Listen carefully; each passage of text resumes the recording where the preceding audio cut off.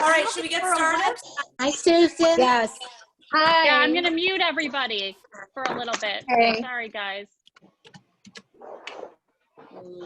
I'm fine staying over. Okay, you can multitask, Katie. That's okay. Not Katie. Yeah, I'm Asner, gonna mute. Katie Bushala. Katie Asner Oh. cannot multitask. I'm going I can. to. We're going to mute you. This class will be recorded. If you don't have a Haggadah, to get a pen. And, everyone hears me well? Not? Okay, good. First of all, I'd like to dedicate this, what I think is a very important class, to Pesach Yaakov ben Sarah Leah. This is the son of our very dear friend of L'Chaim Center, whose son is on a respirator right now in Chicago. So we pray and we hope that the learning from this class is in a merit of a full recovery for Pesach Yaakov ben Sarah Leah.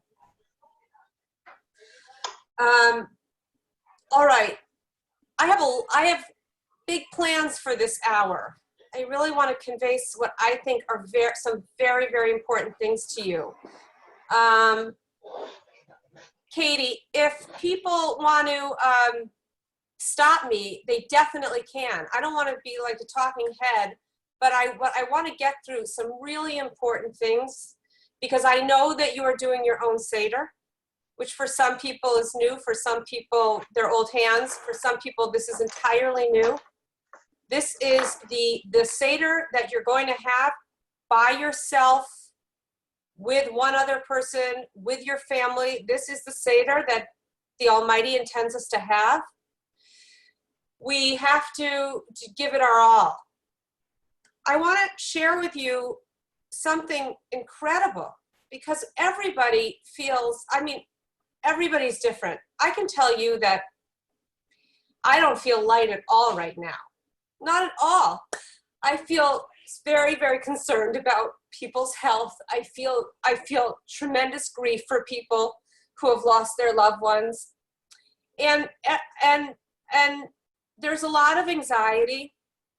There's a lot of a sense of losing one's footing, losing one's security, whether it be financial or job related or emotional. There is an enormous sense of losing one's, like we say, terra firma, like security, a sense of stability.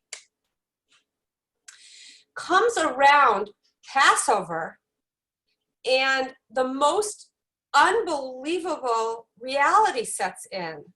We have a Seder. We have two. Now, the word Seder in Hebrew means order. It actually means order, that there is an order to events. Now, the reason this is so important is because when we feel there's no control, and we feel that even the experts, one day you don't need a mask, then the next day you need a mask, and what's real, what's right, how do we go from 4,200 people dead to a projected 100,000 to 240,000 people dead? Where are those numbers coming from? What's going on in the world? I don't feel light at all. But what I do feel is unbelievably blessed that we are a nation that has a commitment to the truth, that there is order in the world, that this world has a plan, that God is the director of the world, and that God is involved in every tiny detail that we're experiencing, always, including right now. This is the strength, the foundation beneath our feet. Because we've seen, it doesn't matter if you're a celebrity, if you're rich or you're poor, if you're in the know, if you're not in the know, we have no control. We have absolutely no control. So comes around the Seder, which tells us there's actually order. There's actually a plan. there's actually a series of events that have to happen in our world, and they're not all easy. But the ultimate director of this order is only purposeful and all loving. And that's our terra firma. I want to tell you that the best way to understand the Seder, or the holiday of Passover, is commandment numero uno of the 10 Commandments. I am the Lord your God. And what does it say afterwards? This is the 10 Commandments. This is commandment number 1. It should say, I am the Lord your God who created heaven and earth, right? I'm the Lord your God who created the big stuff, you know, the cosmos, the big stuff, but it doesn't. Commandment number 1 of the 10 Commandments says, I am the Lord your God who took you out of Egypt from the house of bondage. That makes no sense. The first commandment should tell us, I'm the Lord your God who creates the entire world and everything in it. But it doesn't. It says, I am the Lord your God who is involved not just in history, but in your story, in the minutia of our lives. I am the God who's with you. That's why the first of the 10 Commandments does not say, I am the Lord your God who created the heavens and the earth. It says, I am the Lord your God who took you out of Egypt, meaning to say, I am the Lord your God who didn't just create the world and walk away. I am the Lord your God who's intimately involved in you right now. This is so huge, because this is really what separates Judaism from the world, in the sense that very few people are outright atheists. Some people might think they are, but very few people are outright atheists. But very many people are what's called deists. What's a deist? Aristotle was a deist. A deist is like a watchmaker, right? A watchmaker can make a watch, wind it up, and then he's no longer needed in the workings of the watch. So he can, like, you know, go to Northbrook Court, right? So a deist says, yes, there's a God. Aristotle said, yes, there's a primal cause. He created the world, and then he walked away and left it for mankind to make it or break it. Judaism says not at all. I am the Lord your God who took you out of Egypt from the house of bondage. I am the Lord your God who's involved with you every step of the way. So the biggest message that I want to convey to you today is that Seder means order. And there's order to this. We're part of a story. We are one generation of a generation of stories that will all weave together for an ultimate story. And even though this aspect of the story is extremely painful, ultimately the story will be redemptive. And we're part of it. This is not bad luck. This is not willy-nilly. This might be from a bat or who knows, but this is ultimately part of a redemptive process. It's part of a story. The most important, okay, what I want to do with you today, you'll tell Katie if you want to say anything, because because I don't need to be a talking head, but I want to get through something. And then we also can spend, I'm here, so we can spend as long as we want discussing it. But given that you, whether you're alone or with one other person or with a house full of people, you will be conducting your, oh, Jessica, you raised your hand. Where are you? Jessica. I'm hiding, there but you I'm are. here. Okay. Yeah. Yeah, no, I struggle. It's an old struggle. It's an old historical struggle, but I struggle when I hear, like, I know this is part of a story and I know the goal is redemption, but when I hear God is with us every step of the way, and when I hear, I wanted to quote you, and now there are no, this is not, what did you say? This is not Like a random series. Is it like I wish I could quote your exact words, but what comes to, like, you know, many of us have friends that are, you know, struggling for their lives right now. Yes. And so, you know, this is the time when I'm like, really, if they die, is God with them? Right. Right. You know what, Jess? You are in good company. I People know. like Moses and Abraham and Job, they ask the exact same question, which is basically, really, God? Are you really here in the suffering? So hold on tight, Jess, because we're really going to discuss this. We're going to get through your question. We're going to acknowledge and really honor your question in this class. Okay. Okay? Okay. Everyone starts the Seder in the same way. And Debbie Gorman, it probably, if you open your child's Haggadah, this is probably how it will start. It's at the very, very beginning. It's called the Order of the Seder. And we sing, Kadesh Urchatz Karpas Yachatz Magid Rachza Motzi Matzah Maror Korech Shulchan Orech Safun Barech Hallel Nirtzah. Everybody sings that. It's very important that you sing that. What is that? It's the order of the Seder. 15 steps to the Seder. I want to go through them, but not in a technical way, not in a this is what you do way, but I want to go through each one, understand what it is in its essence, and understand how we can grow from each one during these times. If you really kind of can internalize these, write them down, make some sense of them, then your Pesach Seder can really be the most amazing Pesach Seder you've ever had, even if you're alone.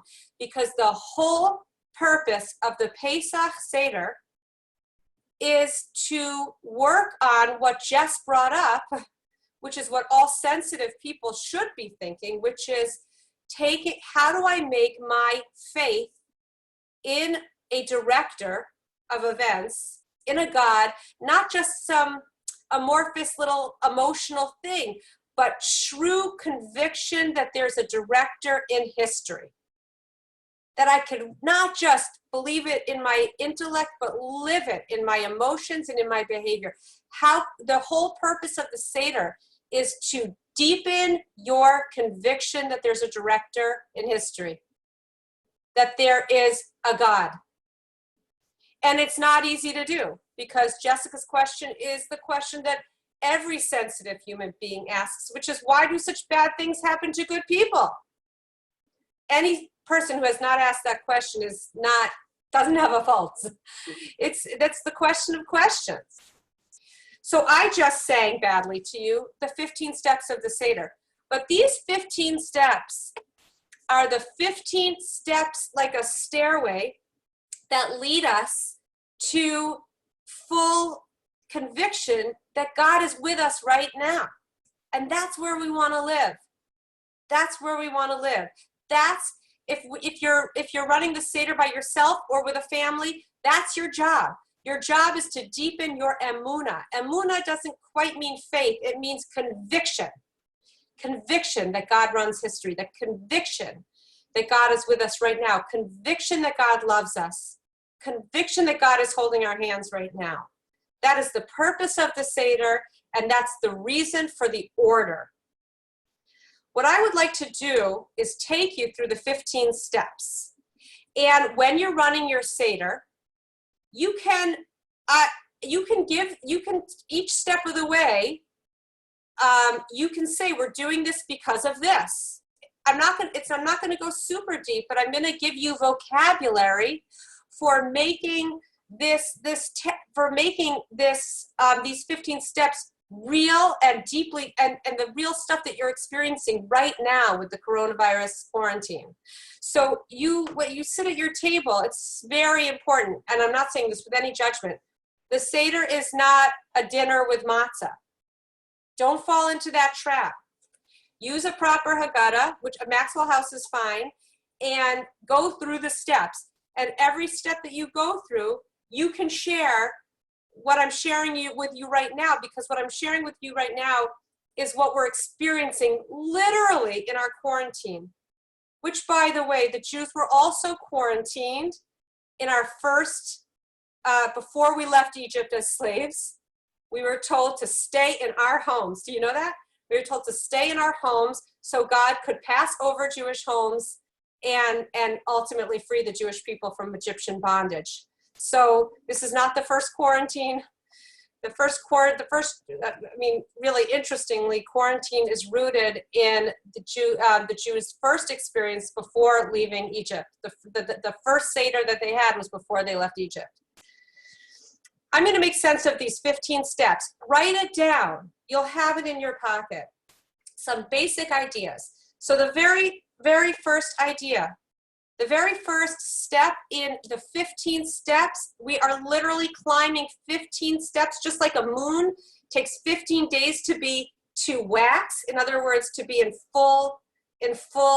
fullness. So too, we Jewish people who are like the moon take 15 steps to be in our fullness. The moon takes 15 steps. The Jewish people are likened to the moon. Sometimes we're powerful and we're big. Other times we are persecuted and we're small, but we always come back just like the moon. And so just like the moon takes 15 days to come into its total fullness, we do too. So here are our 15 steps. The first one is Kiddush, or we say Kadesh. Again, a reminder to everybody to sing those. If you want, you'll have this recorded. I'll sing it again for you. But the first one is Kadesh. So we say Kadesh, which means Kiddush. I want to say a few things about Kiddush. So the first thing we do is drink the first cup of wine, which is the first of the 4 cups. Now, I'm not going deep into Jewish theology right now. I'm going to share with you wisdom for living right now. So when we say Kaddish, when we make Kiddush, Kiddush means 2 things. It means holy and separate. So we are separating this night from all other nights.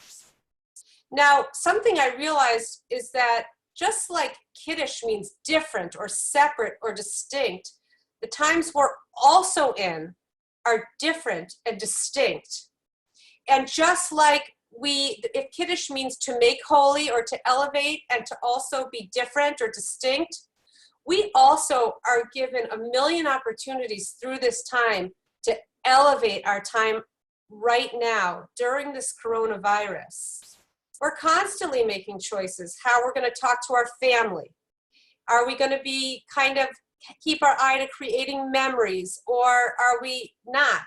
We're constantly being given an opportunity to elevate. Sometimes we win the battle and sometimes we lose. I can tell you my family's very irritated with me right now. So, we all win and lose in this front. But just like Kiddush means make distinct and elevate, so too the times we're in are distinct and different, and we're constantly being given choices whether or not we elevate it. Because here's the main point here. We cannot control anything with this coronavirus. All we can control is how we act within it. Should I say that again? We can't control this virus. All we can do is control how we behave within it. So number 1, Kiddush means to make distinct and to elevate. We are living in distinct, totally unusual, unprecedented times, and we're constantly being given the opportunity to elevate it. I want to say one more point about Kadesh, about Kiddush. We make it on wine. Now, wine is made from a grape. And I think that this is a really important point to share with your family. A grape is just a fruit, but has the potential to be sanctified as wine. But in order to take a grape from grape to wine, it has to be crushed. We're being crushed right now. True, we're not Anne Frank. We've got food on our table, we've got electricity, we've got Zoom, we've got shelter. But relatively, we are being crushed right now. The grape is potential wine. You see what I'm saying? The grape is wine in potential. But until it's crushed, it remains in potential. And what I'd like to share with you, which maybe you can share with yourself at your Seder or your families, is our potential exists in latent form, unactualized. It takes it being crushed in order for it to truly come out. And that's why we make Kiddush over a beverage that's based on a fruit that requires crushing in order to be fully actualized into wine. So number one is the message of distinct and elevated, with the point that we can't control the outside environment at all. Nobody thinks they have control anymore, but the only thing we can control is our own attitude within it. And the second point is we make it over wine, because wine represents actualized potential. Just like a grape exists in potential, it takes being crushed in order for wine to be created. So too, this can bring out our potential. It can bring out more compassion. It can bring out more sensitivity. It can bring out more awareness of God. It could bring out a better part of us that would be latent if we didn't get crushed. That's Kaddish. And then we do something very interesting. After we make Kiddush, we then do the next step, which is called Urchatz. Now, Urchatz is washing our hands without a blessing.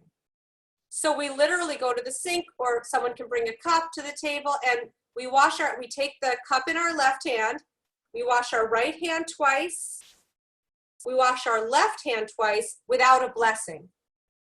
Now, the irony is not lost on us, that we begin this Seder, we begin this order, we begin this incredible evening that our ancestors have kept for 3,300 years, exactly the same. And we begin by washing our hands. Pretty amazing, huh?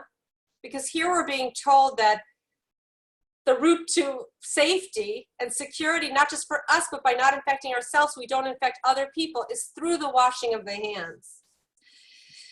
I would like to tell you that the Urchatz, which is the second of the 15 steps, which is the washing of the hands. Now, why do we do it? We do it because we're about to eat a wet vegetable. So in temple times, the priests would wash their hands in the temple, and before we eat wet vegetables, to commemorate that, we do a ritual washing, but you don't need to worry about that. I think that the main point for us is that just like we keep our hands meticulously clean in the era of coronavirus to protect ourselves and our families, and by protecting ourselves and our families, we protect other people. So think about it. You know, I watched a video on CNN from an amazing angel of a doctor, and she said, look guys, we're on the front lines, but you're our foot soldiers, and the best thing you can do is stay home, wash your hands, and be safe, because you're not just protecting your family, you're protecting others. So now we see that washing our hands has the elevated status of giving. But here we're talking about not washing our hands from contaminants. We're talking about washing our hands from spiritual contaminants, which is interesting. So what I would like to propose for step number 2, which is Urchatz, is we have physical impurity, like contaminants, and we have spiritual impurity. And so when we wash our hands from spiritual impurity, we're saying we can always clean ourselves up. We can always start again. We don't have to be mired in our bad habits. We don't have to be, you know, if you're a yeller, or if you're nurturing a grudge, or if you're feeling whatever anxiety, you're not stuck in anything. Just like we wash our hands to stay clean, we can wash our hands spiritually, and that shows us we can clean ourselves up from anything that's holding us back. That's step number 2. Step number 3, karpas. We take a vegetable and we dip it in salt water. Now, the main reason we do this bizarre thing of before we have matzah, before we do anything else, we dip karpas in, which could be parsley or potato. We dip it in salt water, which doesn't really make sense. The main reason we do it is so people will ask us, or our children will ask us, what are you doing? Of course, a lot of kids won't be bothered to do that, but the purpose of dipping is so people will say, why are you doing this unusual thing? So to that, I'd like to say that for us, the purpose of karpas, of doing this unusual thing, of dipping this vegetable in salt water, of doing this unusual thing, is that we, and I know I'm speaking to the choir here because I know all of you, and I wish everyone was on this, we've got to say why, not why is this happening to us, but for what purpose could this be happening? What do I need to learn from this? It is a tragedy. I've said this a million times over that if we, if we wind up and I remember Liz Hagen, you're here, right? Liz Hagen said in a call we had yesterday, she said, well, what if nobody learns from this? Like, what if we just go back to our former habits? Like, we learned about gratitude, we learned about simplicity, we learned about kindness, but what if, like, responsibility, what if it all goes by the wayside? And the truth is, she's right, it would be a tragedy. So our sages tell us that karpas, this kind of strange ritual of dipping the vegetable in the salt water is meant to elicit a question. Why are we doing this?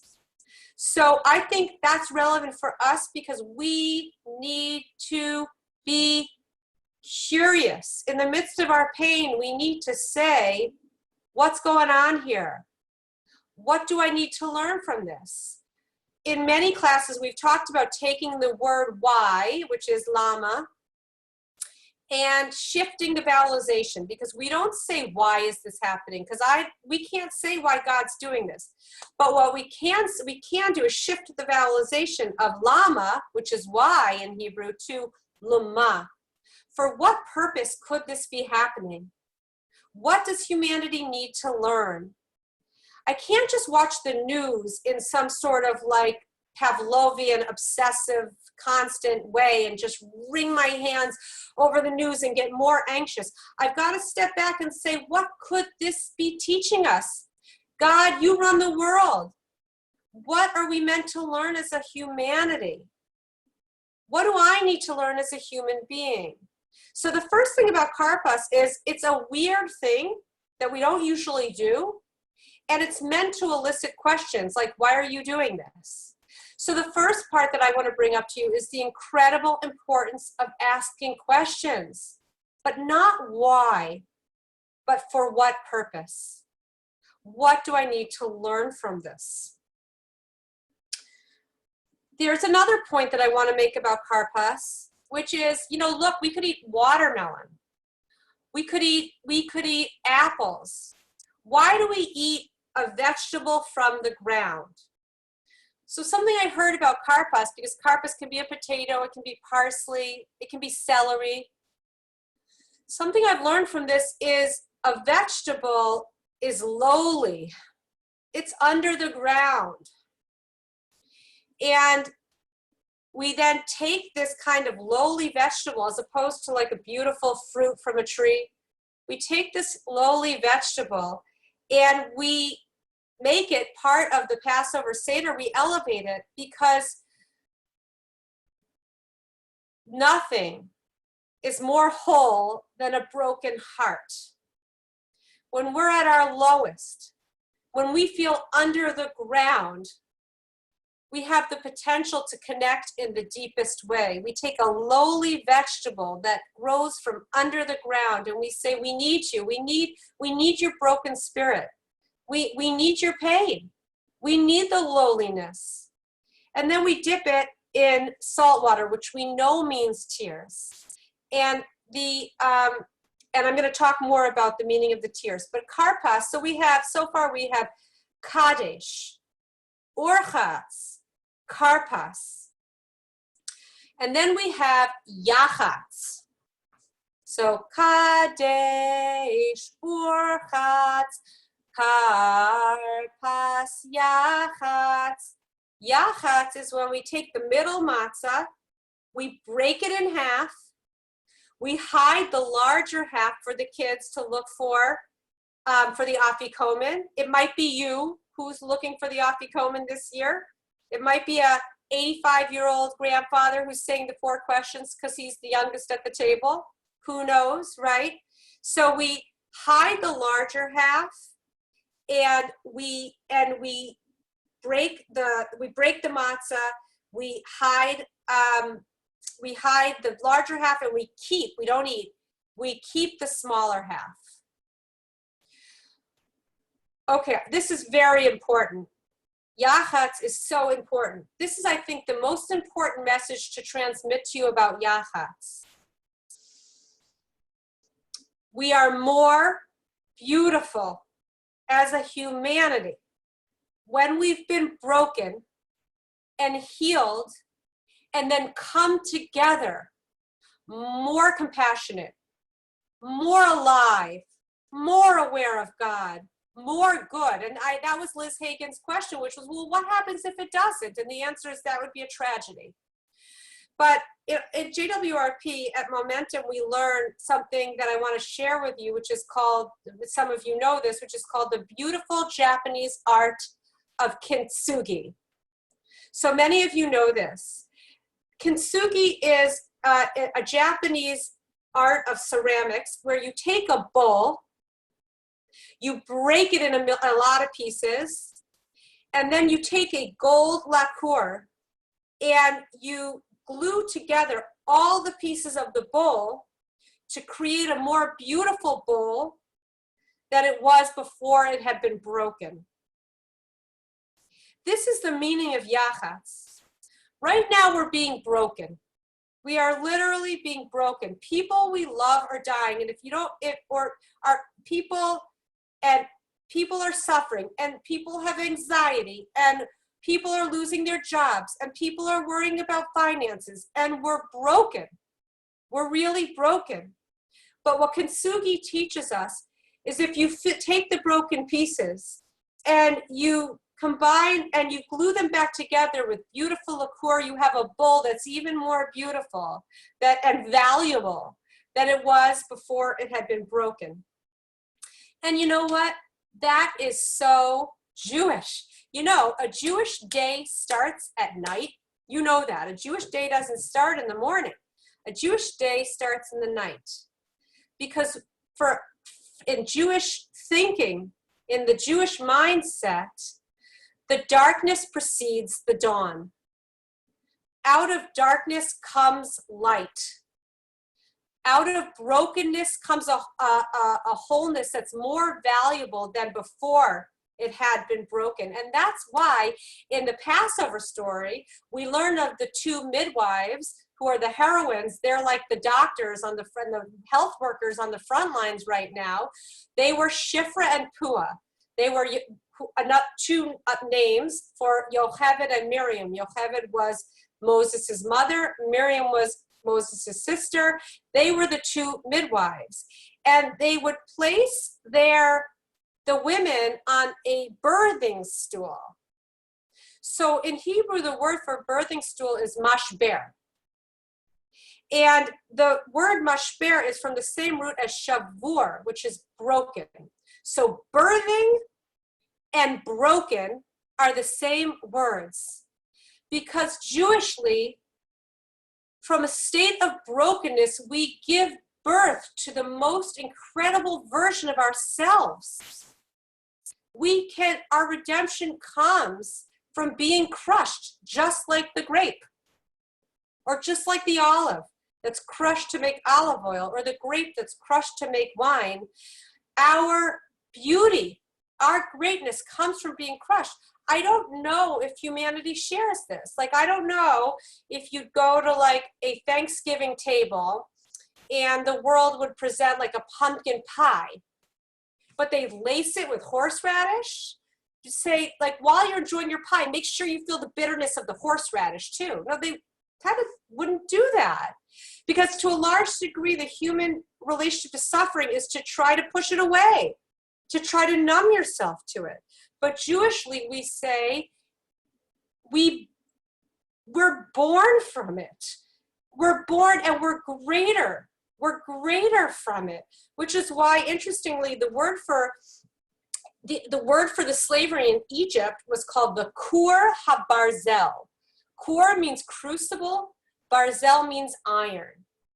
And we learn that just like a silversmith takes a piece of silver and knows when it's been totally refined, when the silversmith can see his reflection in the silver, so too God, who's the silversmith, keeps the Jewish people, or keeps the world, not just the Jewish people, in the fire long enough so that he can see his image in them, so that God can see the godliness in people. But just like the silversmith doesn't take his eyes off the silver for 1 second, so too our Father in heaven does not take his eyes off of us for 1 second.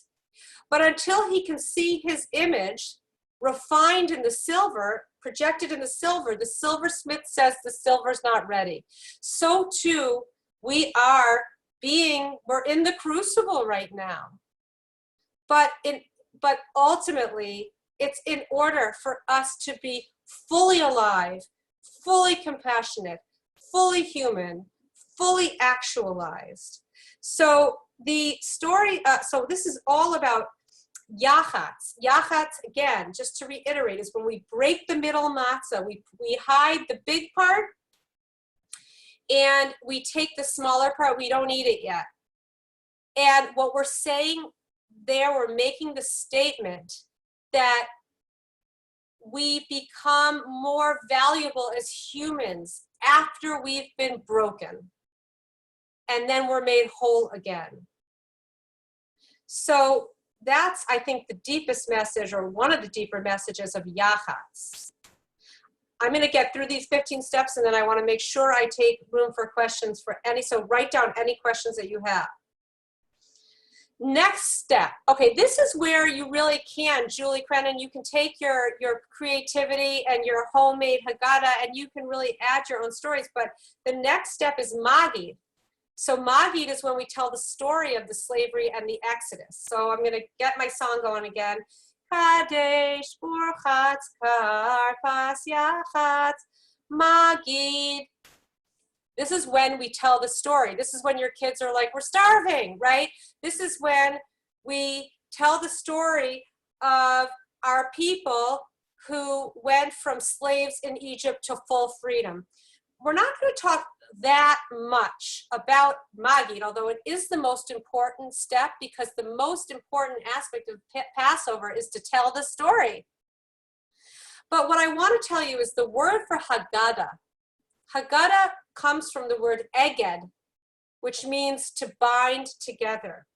What I would like to tell you is just like Haggadah means eged or aguda, which means it's all from the same root. It means to bind together. The Haggadah is what binds our people from Sinai, from the slavery in Egypt until today, until the 11th plague. Call what we're going through the 11th plague if you want to. But the story of the Haggadah told appropriately is what binds every generation from Egypt all the way through your bubbies and zadies to you, which is why I'm a real stickler for using a kosher Haggadah. You might think it could be a little bit boring, or like, what is this story from Rabbi Akiva having to tell me? The truth is, everything is deeply meaningful. You don't need to do every little thing, but it's very important not to have a reconstructed Haggadah. Okay, here's my Allie, the judgmental voice inside of me. But a reconstructed Haggadah is a misunderstanding. Hey, Eddie, because basically what it's saying is it's up to every generation to reinvent the story. No, every generation has to apply the story to our own personal lives, but not through reinvention. So it's very important, because when you use a Haggadah, you are literally binding yourselves with previous generations. So Magid, to tell, comes from the word Haggadah. It's the same word, Magid, Haggadah, Eged. It means to tell and to bind together every single generation. Hi, cutie pie. So this is very important because I'd like to give you a little, and you can share this at your table. So Rabbi Lord Jonathan Sacks gives the most beautiful metaphor. He says, try to imagine you're in a library. You know, you're perusing the library and there's like Daniel Steele over there and there's like, you know, Harry Potter over there and there's Greek philosophy over there and there's, you know, whatever. And everything is a story about something else. And you read a little bit and, you know, you're distracted or whatever. And then your eyes meander to one book. And on the binding of that book is your last name. And you open the book and you cannot believe it. All your ancestors have a page. You're like, oh my gosh, my great-great-great-great-great-great-great-great-grandmother, my great-great, oh my, and it's the story of your family, and you're like blown away. You get to the very end, your grandmother, your parents even wrote in it, and then there's a blank page. It's for you. It's your story. It's your Jewish story. You are part of a story. Your family is part of the Jewish story.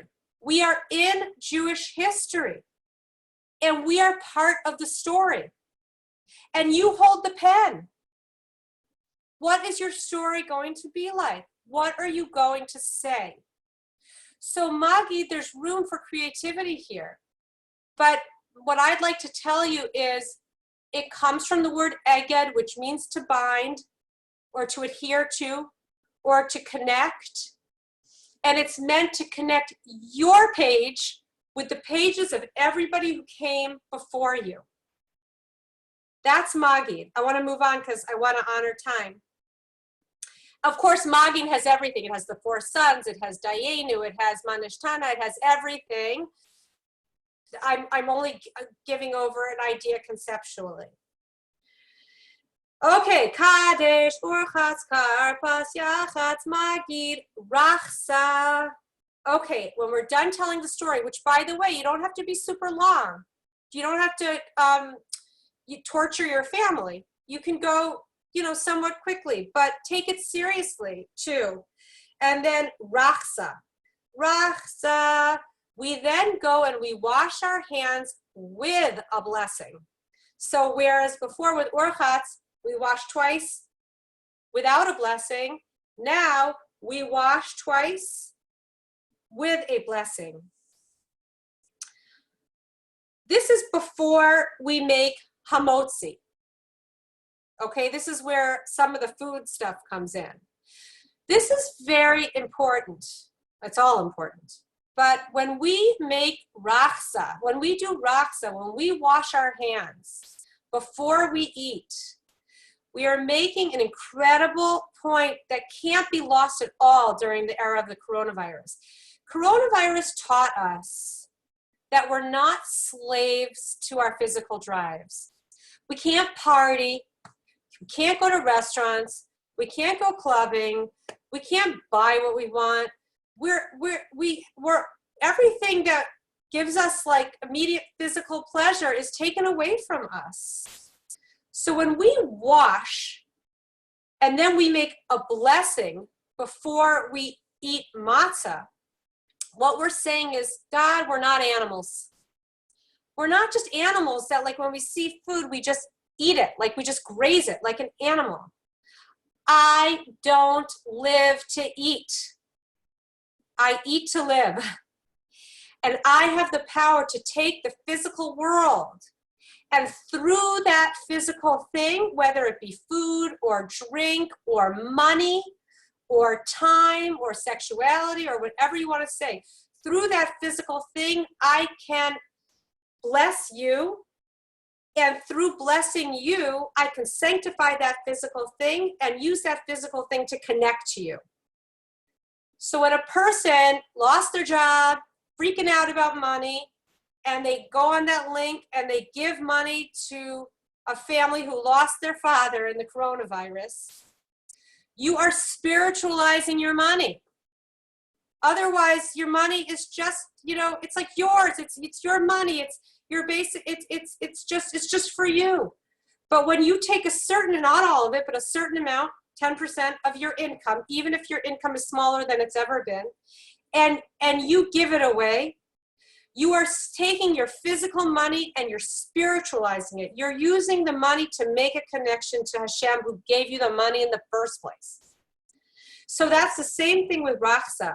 When we wash our hands, and then we say Baruch Atah, and I'm going to say Ado and Noi, just so I don't just say God's name in vain. Elokeinu melech haolam, asher kidishanu b'mitzvotav v'tzivanu al natilat yadayim. So when we say that, we're saying, God, the coronavirus has taught me the physical world isn't an end to itself. It's not eat, drink, and be merry. For tomorrow we die. It's not just like get as much as I possibly can. And, people this was even acknowledged with the hoarding of toilet paper, which is, if you hoard, you're not leaving for other people. So here we have the same thing. We have the potential to take, instead of just taking the matzah and eating it, we're blessing it. We're saying, we can use the physical world to create a connection with you. By the way, there's another very important thing when we say hamotzi. So that's rachsa. But now we make hamotzi. Now, listen to the words of hamotzi. They make absolutely no sense. Baruch atah Adonai Eloheinu melech haolam. Right? Blessed are you, God, Master of the universe. Hamotzi, who brings forth bread from the universe. Now, what's wrong with that phrase? Oh, you're muted. He doesn't bring forth bread. He brings forth wheat. So what does it mean, who brings forth bread? There's two components of everything we've got. There is the raw material, and there's human ability to use that raw material and make awesome things. Here's the problem. We live in such a successful, technologically savvy, powerful, affluent world that we forget the provider of the raw material, who also provides us with the mental brain power to create great things out of that raw material. So we're forgetting. We as a humanity are forgetting the source of everything good that we have. So actually, according to Jewish law, you take a whole matzah at this point, and you hold it with your 10 fingers. You hold the matzah. So basically what you're saying when you hold it with your 10 fingers out is, God, you gave me the ability to do great things, but ultimately you provide the raw materials. And you give humanity the mental prowess to do awesome things with the physical world. So hamotzi is incredibly important because we're forgetting God in our world today. As my Rebbetzin Elisa Bulow says, guys, corona means crown. This is a crown virus. This is a crown virus. There's a king of the universe, and we're not crowning him. In other words, this is a virus of crown. This is a forgetting of who is king. So rachsa is, I'm not an animal, I have the power to elevate the physical world. Hamotzi is, I recognize the raw materials are all from you, as is the mental brain power to do something with it. And then we do the awesomest, most amazing, unbelievable, incredible, favorite moment of my entire year, nothing like it, which is we literally ingest faith. We eat the matzah. After we make hamotzi, we literally ingest it. By the way, matzah is called the bread of faith. The bread of faith. And it's not enough to learn about it up here. You've got to literally eat it. You're literally eating faith. When you eat your matzah, if you really want to do it right, tune into David's class tonight because he's going to tell you how much you should eat. But when you're literally eating matzah, you are ingesting what we've been learning for years at L'Chaim Center and different Torah institutions, which is you can know something up here, but you at this point, eat your faith. Like literally let it go into every cell and every molecule of your body that God is king. That is literally what you're doing. I'm telling you, when my husband eats matzah the first night of Pesach, it's an amazing thing to watch him. He's got tears running down his eyes. Nobody can talk to him. You're actually supposed to eat it in silence. And it's like that flow experience that we learn about by the psychologist. I can never pronounce his last name with a really long Polish name. And he talks about flow when you're totally you're in your moment entirely. That's matzah. You're literally ingesting the bread of faith. I've got to eat this so that this knowledge and conviction flows into every cell and every molecule of my body. One more thing about it, about matzah, the bread of faith that you're ingesting, that you're eating faith. But what is matzah? We know the difference between bread. Bread is flour, water, and all sorts of additives, right? You're taking all the additives away. You're just taking all the stuff away. It's the bare bones essentials of of flour and water. And what's different really about matzah and bread is after a certain amount of time, 18 minutes to be exact, what happens with bread is it puffs up and air molecules get in and the bread puffs up. Our sages tell us that puffing up of bread that you're not allowed to eat for 8 days of Passover is the ego, represents the puffed up ego. Now, we're not narcissists, we're not egomaniacs, we're all good people. But what the ego does is it tells you that you've got control. You've got this. And it's not about God. It's not about anything deeper. That, you're king of your universe, basically. When we eat matzah, we're stripping away the additives. We're stripping away the puffed up air pockets that represent our ego, and we're saying, God, I am flour and water. I strip myself of everything else, and I recognize there really is only you. When you eat your matzah, close your eyes, cry if you can, and imagine yourself just in one of so many generations who've eaten their matzah with tears in their eyes. It's the most powerful moment of the year. All right, here we go. Kadesh urchatz karpas yachatz magi rachza motzi matzah maror. Now is our time for bitter herbs. Okay, we don't just eat the dinner. Now, after we eat the matzah, we eat the bitter herbs. And here we get to Jessica's question. So Jessica basically said, I just don't get it. Like, why do bad things happen to good people? I mean, I'm summarizing you, but after we've eaten the matzah, after we've stripped ourselves of the ego that says I'm in control, and we're living more on God's timeline after ingesting the faith, you're on God's timeline, not yours, right?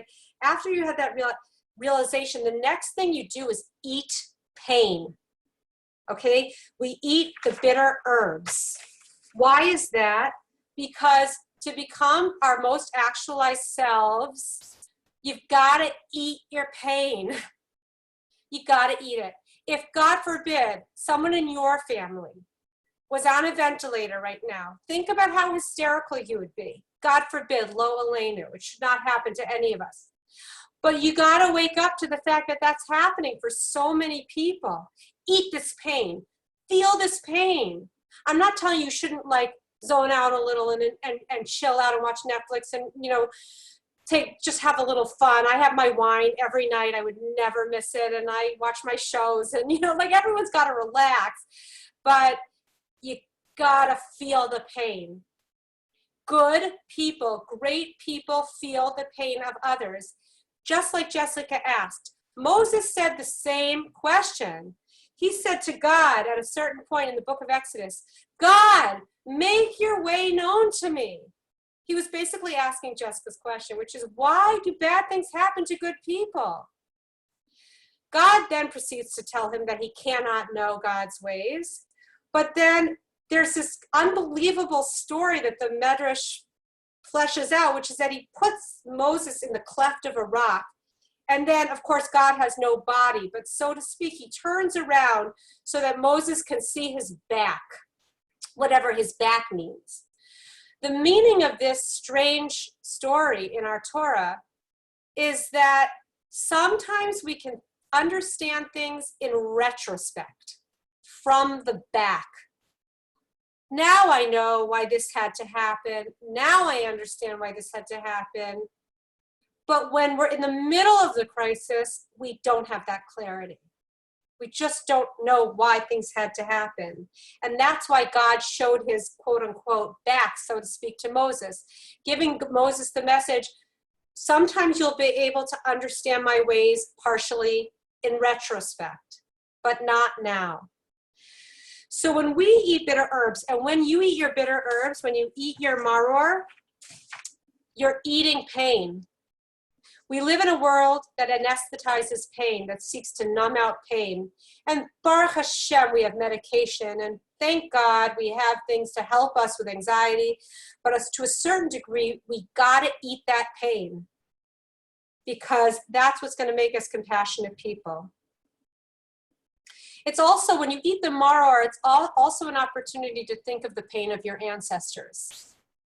Because until now, I like to say about Jewish history in America, until maybe now, we've been taking a 250-year nap. We've gotten a little soft, but our ancestors risked their lives, including our fathers and mothers who were in Auschwitz and other concentration camps, risked their lives to create some form of matzah for their Seder. So if you can just eat and meditate on the pain of your ancestors, that's also the purpose of the bitter herbs of maror, to eat the pain of people now and the pain of people then. And what one great rabbi said, God gives us imagination, or in Hebrew, imagination is called dimyon. God gives us imagination so we can use it to envision the pain of other people. So even though, God forbid, our family should be safe, try to imagine how you'd feel if your child was in this situation, or your parent, and eat it and feel the pain and cry for them. Use your dimyon, use your power of imagination that God gives you to imagine yourself in that situation. We then eat korech. Korech. We eat the matzah maror sandwich. I love it. It's the matzah with the lettuce and a little bit of charosis and the matzah. And this is before the meal. We eat the korech. Now, this David talked about a little bit in a video, but the korech is unbelievable because it gives us a message. You've got the freedom of the matzah and also the slavery of the matzah. You've got the sweetness of the charosis, but also the reminder of the bricks that the Jews had to make in Egypt. You've got the bitter herbs. The whole theme of the korech is mixing suffering with redemption, pain with joy, freedom with slavery. Because you know what? There's no real pleasure without pain. You know this. You know how you know this? Because you raise children. What's your biggest pleasure in life? Your kids. What's your biggest pain in life? Your kids, right? Because in order to receive maximum pleasure, you've got to put maximum pain and effort. Yeah, there's pleasure that doesn't involve any pain. There's just the partying type of pleasure. But you know what? King Solomon said, vanity of vanities, all is vanity. The minute it's done, it's done. It's done. You're hungover. You're a little bit fatter. You're a little bit more blah. You're a little bit more empty. The nature of physical pleasure, not that there's room for physical pleasure in Judaism, but too much of it. And it's like the minute, it's like the steak. You take one bite, it's amazing. And by the third bite, you're sick of it already. Pleasure is fleeting. And that's what King Solomon meant when he said vanity of vanities. All is vanity. Because he was saying that just pleasure for its own sake is fleeting. But real pleasure, the pleasure of giving, the pleasure of parenting, the pleasure of being there for people, the pleasure of working on our character traits, those involve pain. So we mix pain and we mix pleasure, we mix freedom, we mix slavery, we don't numb ourselves to suffering. We recognize that it's a whole package, that it's through suffering that we fully come into our deepest, greatest selves. That's the Korech. Next we have Shulchan Orech. It's actually a rhyme. We say Korech, Shulchan Orech. Okay, Shulchan Aruch is the meal. Now, I'm not telling you have to go really long into these, but you don't want to eat until you've done the steps previous. Because remember, these are the 15 steps to your freedom. These are the 15 steps that all of our ancestors, including our grandparents, did and have only gotten lost in the assimilation of American Jewry. But we want to re-embrace them. So Shulchan Aruch is the festive meal. Now, make a beautiful meal. If you're alone, make a beautiful meal. If anybody who's alone isn't up to cooking, please tell me, because it's no big deal. Any of us, I know all of us in this room, anybody will make other things for other people. So just give us the word. I know everyone here is like an army. They would make soup, they would bring it over. So don't hesitate to check in here. And if you have any needs, but you should make a beautiful meal and you should serve it on your greatest china, because you're like nobility, but not like Queen Elizabeth nobility, true human nobility, where we're not slaves to our drives. We recognize that true liberation is being in relationship to God. We're like kings and queens, but in the right way.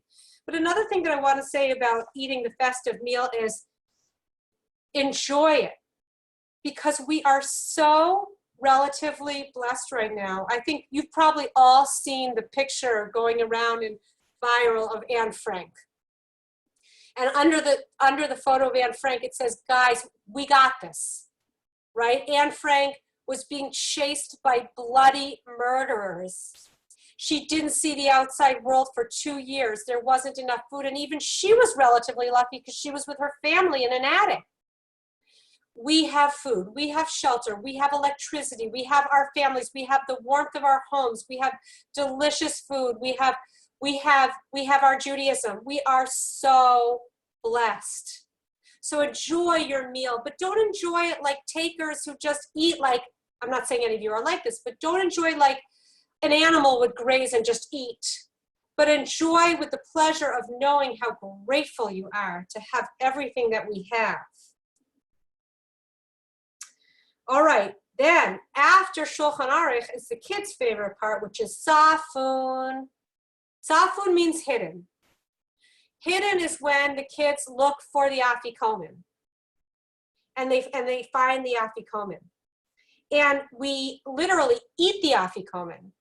So we have the first matzah, and then we have the festive meal, and then we have Safun, which is the second matzah, but Safun means hidden.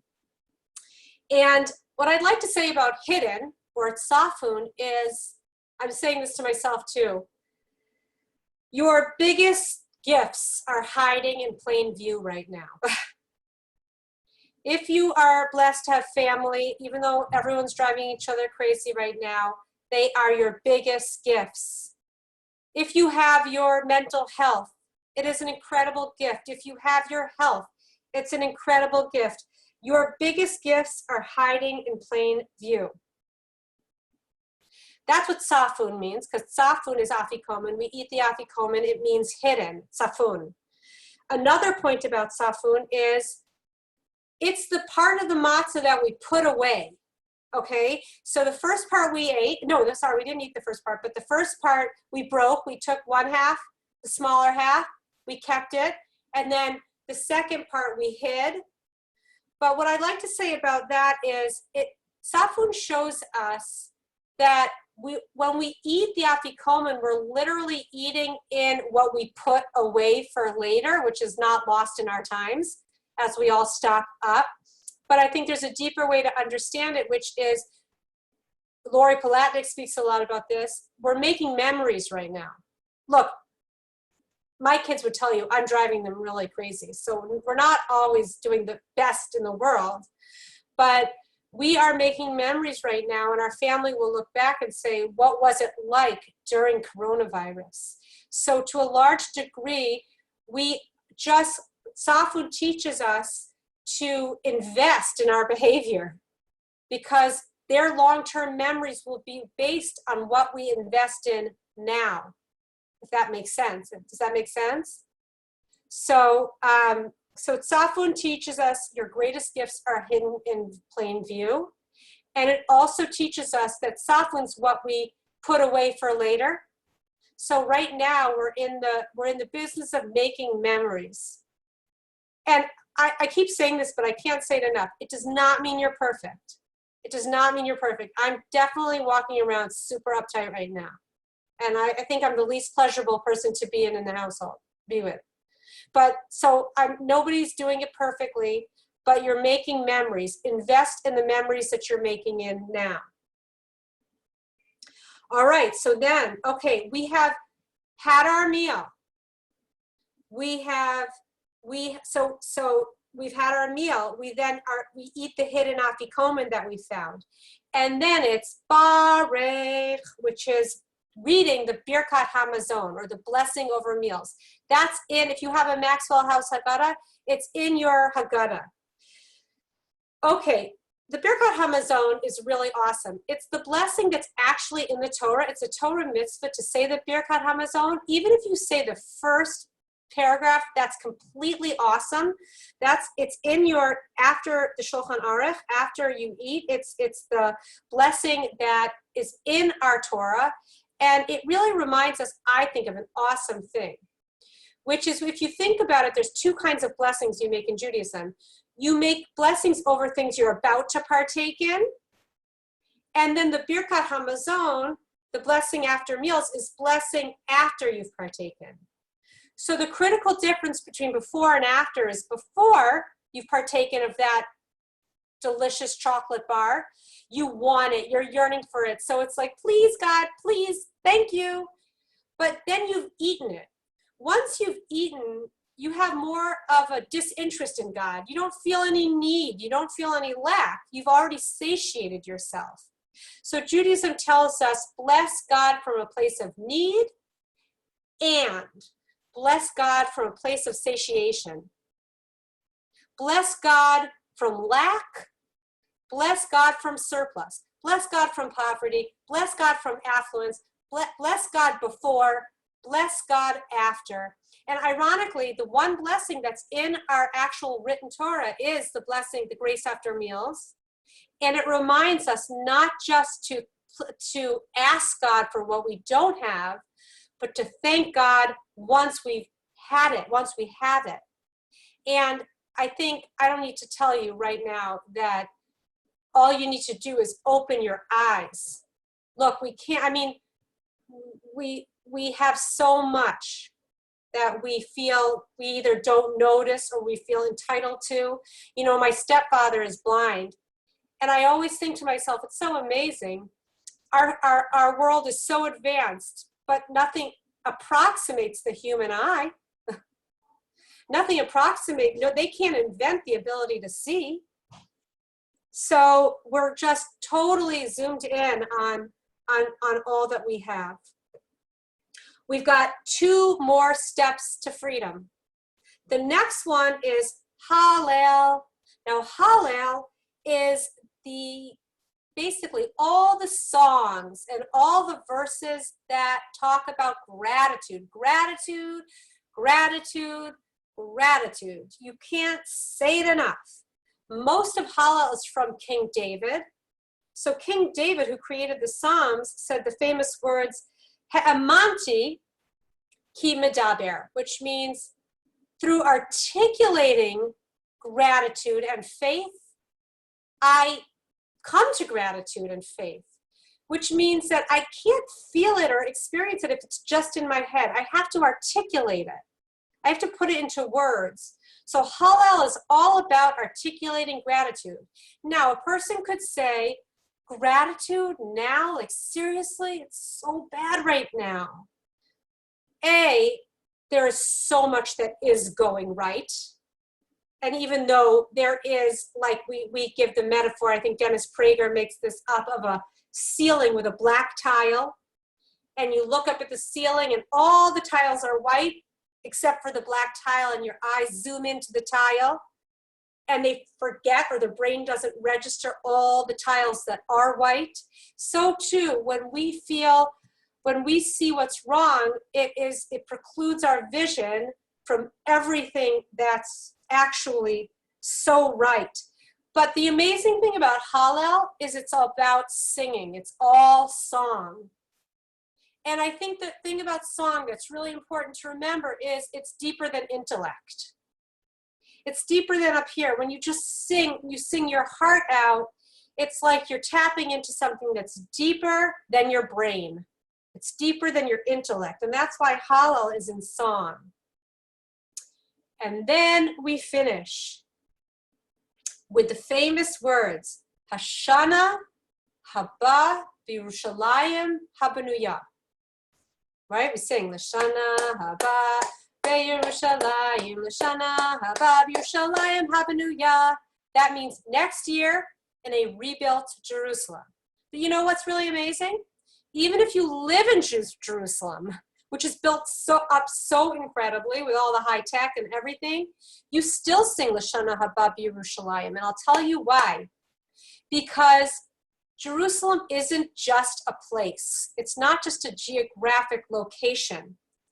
It is a concept. It literally, Yeru is from Ir, city. Shalem is peace or harmony. And basically what you're saying is, we yearn not just for Israel now, even though it's such a miracle and it's a process in redemption, but we yearn for the culmination of history, where the wolf lies with the lamb, where nation doesn't raise sword against nation, where there's no need for war anymore, as the prophet said. We yearn for redemption. So when we sing Lashana haba b'Yerushalayim, we're not singing we should all go back to Israel, although that wouldn't hurt. What we're saying is we yearn for an era where the whole world lives with the conviction and knowledge of God. And the whole world is harmonized as one with the knowledge of the unity of God. And we're all on the same team because we all know it in our kishkas. We all know it deep down. So really what we're saying with Nirtza is history is marching to an ultimate conclusion, and history is purposeful. And this squeezing, this pain is ultimately purposeful. And we cap it off with next year in a rebuilt Jerusalem, next year in the Messianic era, next year in a world where the whole world lives deep down with the knowledge of God. And we end with this great, we are like a moon who's fully waxed. We are a full moon, and we have fully expressed our freedom through these 15 steps. So a reminder, and then I'm going to open up for questions. The whole purpose of the Seder is to build your emunah.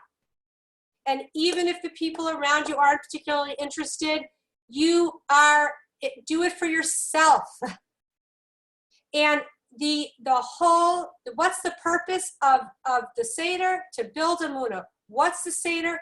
The Seder means order. That there's an order to the Seder, but it also means there's an order to the world. The world is a story. We have a page in that story, and the world is marching to an ultimate conclusion. And we yearn for that next year we should be living fully in that conclusion. Those are the 15 steps. I encourage anyone who needs, please let me know, because if anyone needs food, if anybody needs a Haggadah, if it doesn't have to be me, I know everyone in this room, everyone in this Zoom call, I know you all, you would rush over to bring Haggadahs, you would rush over to bring food. So let's support each other. If people don't have a Haggadah, or if people would want, just FYI, the good old-fashioned Maxwell House Haggadah is a kosher Haggadah. I encourage you to have a kosher Haggadah because the Haggadah means to bind one generation to the generation previous, to tell the story of how we went from slaves to fully free and brought us to these days. It's imperative that even when you bring your own creativity into the Seder, you're holding on to the transmission from one generation to the next, which is why it's very important to go by the book, even when you add your own. Let us know, text me privately. I have an army of friends. Somebody will bring you Haggadah, someone will bring you a Seder plate, so don't hesitate to ask. All right, so now we're gonna unmute and take any questions. I have a question, of course, surprise. Me too. Liz. Okay, Liz and Phyllis, yeah. Okay, I'll go quick. I have 2 questions, silly little question. Do you not eat matzah before you sit down at the first Seder? Correct. Is it like a very special thing, like you're not having it right now with butter and no? 1000%. You don't eat matzah. Okay. By the way, I did. Okay. I did. There's a matzah that we eat at the end too before we bless. So we actually eat 3 times. But yeah, you don't eat matzah before the Seder. Okay, and then my second question Liz, is a by little the more way, serious. if you want Oh, a more technical understanding, tune in tonight. yeah, I might be asleep, but I might try that. Okay, second question. So we talk about when the Messiah comes and the world's we're all gonna be in a different place of connection. Is coronavirus not gonna happen? Stuff like this is not gonna happen? Are we gonna live in like perfect harmony and ease? Right, so that's a very interesting question and beyond the scope of this class, but the question that sorry. I'm really extrapolating from you is how much will the Messianic era be kind of normal, and how much will it be like supra rational or above normal? And that's that's a discussion that I would even ask you to have with David, who can discuss it in a more scholarly way. But the way we understand it is it will be essentially natural with the knowledge of God, but that sickness will not be. So war will not be, but it will still be within the framework of a natural experience. I hope I said that right. Yeah. Yeah, I get it. Thanks. Okay, All right, Phyllis, so- yeah. Go Phyllis. We have always had a Seder and we always talk about Eliyahu. And you did not mention him. So I wondered if you would speak to Eliyahu Hanavi. Yeah, right. So I didn't mention a lot. So Eliyahu, we put out the cup for Eliyahu, and you can, there's a lot that I didn't mention. All I did, by the way, the Eliyahu Hanavi, Elijah the prophet, is also represents a yearning for the Messianic era.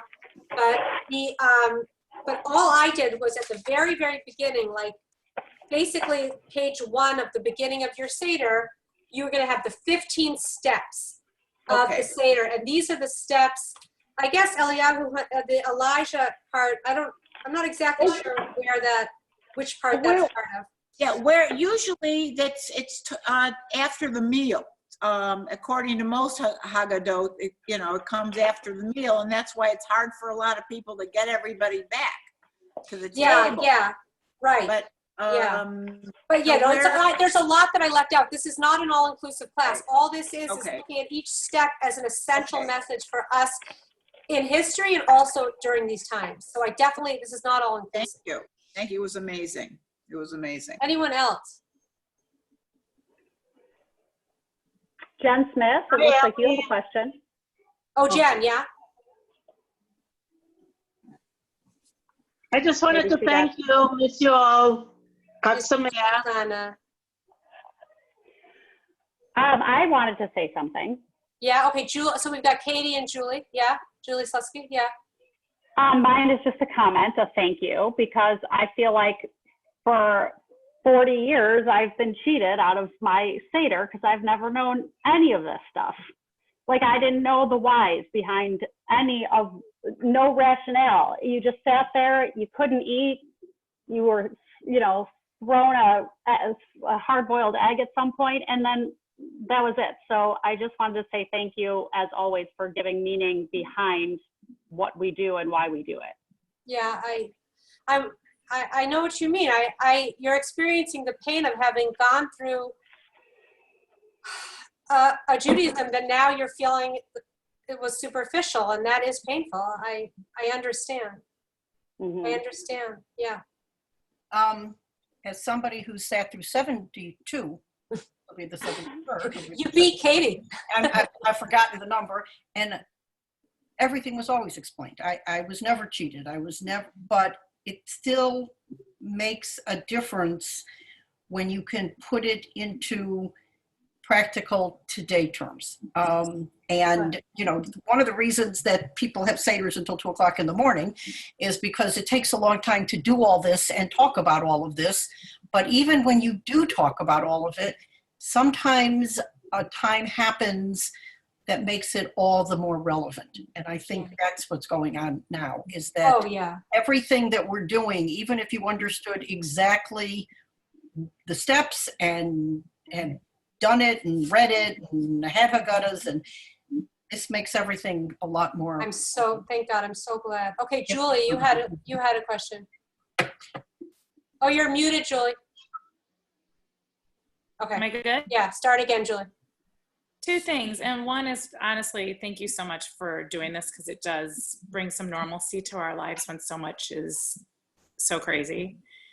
I could get teary-eyed with that. So I'll go off that topic, but on a not a topic that we're discussing, just because in my other world of living life, I've been watching Unorthodox, and I've wondered if you or anyone else, and what you're look at some. Okay, so On a I'm different gonna note. give you my little unorthodox discussion Look at on one Tracy. foot. It's super, super depressing. It is. I honor and respect her story. Well, it's a little fictionalized from the book, but the book tells a story of a traumatized girl, and I honor her story. At the same time, it kind of takes the most dysfunctional, the darkest, weirdest. I mean, look, it's an ultra Orthodox world that I myself don't really know all that well. But I can tell you that it's not reflective of the reality that's by and large enormously healthy and life affirming for people. But sometimes, like any culture, it gets dysfunctional. And she lived in a dysfunctional. My great grief about Unorthodox is that people will fill their brains and hearts with sort of like a condescension toward observance, that observant people are whack jobs and they're dysfunctional. It doesn't help that right now the Haredi world, the ultra-Orthodox world, is really being slammed for how many people are handled the virus in Israeli cities and cities in New York. So the ultra-Orthodox are getting a big beating right now. There were very bad decisions made, and now they are disproportionately the ones suffering. They're disproportionately intubated, and there have been a disproportionate number of deaths. But I can tell you that it's incredibly important for you, Julie, and anyone else, to understand that things like Unorthodox really create a condescension and a disdain for observance, and it's a portrait of a highly dysfunctional family unit. But although I'm not in that world, I can say that most people who live in that world are beautiful and wonderful. So I would say Unorthodox is a terrible tragedy. Not to diminish acknowledging her trauma, but because it fills people with a disdain for observance, and that's tragic. So what can I tell you? It's super sad. And the other thing that you touched on, because I do have some friends that are friends with people that live in Rogers Park, and they said they've been extremely hit hard. Is that basically part of what you just said with the Well, virus? the hardest hit are communities in New York and Israel. The hardest hit communities are Bnei Brak, Jerusalem in Israel, and other smaller cities in Israel, and of course Brooklyn and Queens and New York. Part of that has to do with some inappropriately late responses to quarantining, but part of that has to do with the fact that the life is very communal. The families are bigger, the spaces are smaller. People daven, they pray 3 times a day in synagogue. Every night there's an event. So it's a very highly communal, tight-knit life.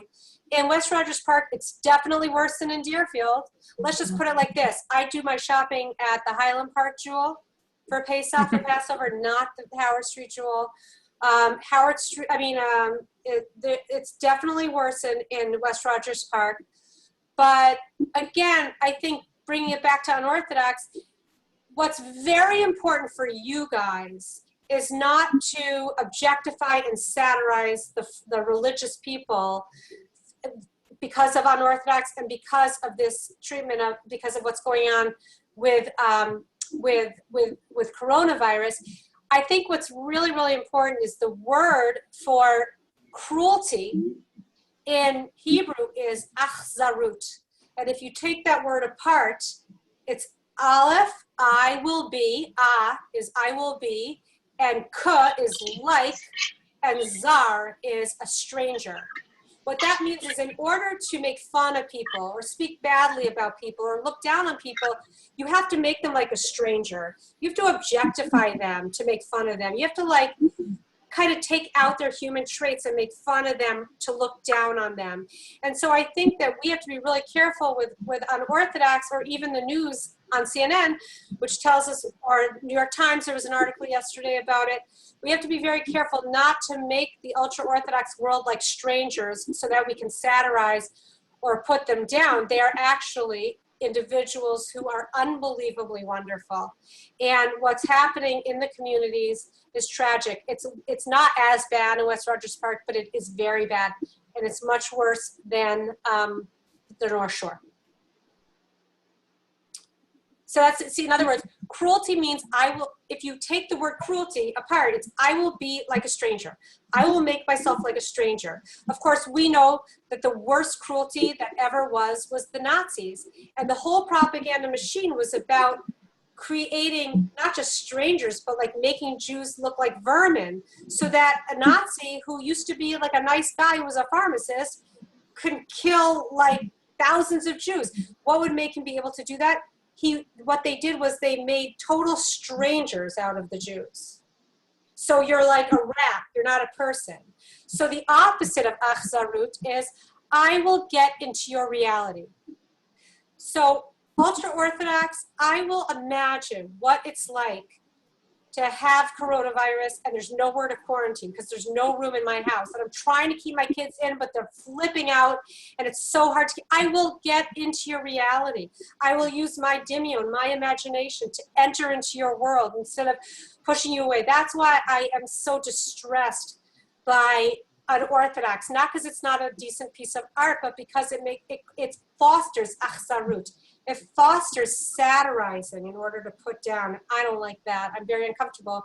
But I mean, whatever. It came out when it came out.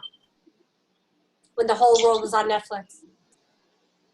Who else? Everyone should just watch The Tiger King. Yeah. What else? Katie, who else has a question? Right. I want Julie and Hannah. Okay, Julie and Hannah, yeah. Go, Hannah. Okay, first of all, it's so nice to see you all, and I want to wish you Chag Sameach, and I miss you all. I'm in Arizona. As far as the ultra-Orthodox, they're only 1% of the Jews, so it's not that large of a percentage.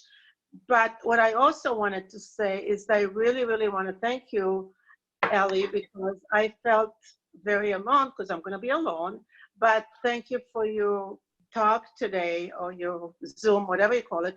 It was excellent, excellent. I took a lot of notes. Good. And also I found out that Chabad here in Phoenix is preparing like a Passover thing.